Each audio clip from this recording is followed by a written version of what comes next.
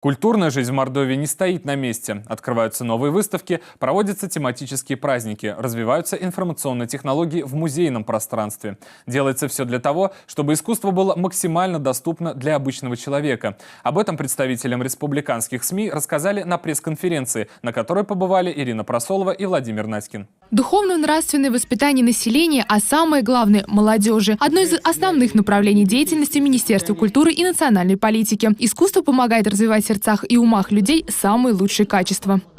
Культура – это не только сфера услуг, это наш стратегический ресурс. Это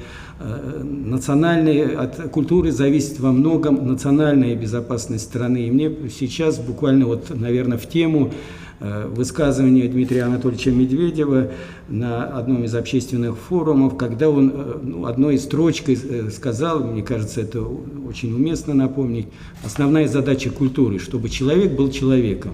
Важный вклад в общее дело вносит Союз художников Республики Мордовия. В этом году здесь сменилось руководство. Новым председателем стала Людмила Нарбекова. Недавно организация отметила 80-летний юбилей. Праздник прошел в выставочном зале «Мосха» в Москве. Знаменитые деятели искусства, гости и жители столицы по достоинству оценили выставку «Искусство Мордовии». Свыше 150 работ, созданные нашими лучшими мастерами. Доказательства – множество наград. 3 золотые медали присуждены Игорю Сидельникову, Виктору Петришову, Николаю Филатову. Было приятно, что было отмечено, что Мордовия, где очень мудрые руководители, которые поддерживают культуру, где есть сильное Министерство культуры и национальной политики, где есть такой замечательный музей, как наш, и где очень большой творческий потенциал именно у Союза.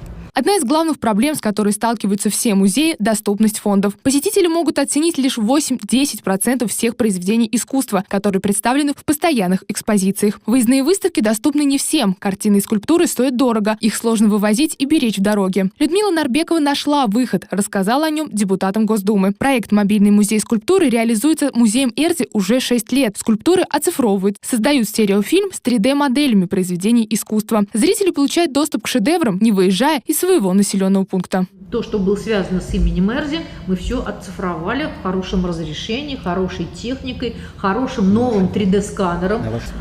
И, конечно, все это мы все закольцевали в одну программу. Планы большие. Скоро в Мордовии появятся музейные автобусы. В августе деятели искусства проведут арт-спас «Музейное преображение». Обучат живописи слабослышащих людей, которые специально для этого приедут из других регионов. Главной проблемой музеев – все меньше в них становится маленьких посетителей. Из усложнившихся правил транспортной перевозки организовать экскурсии сложно. Участники пресс-конференции призвали решить эту проблему до начала учебного года.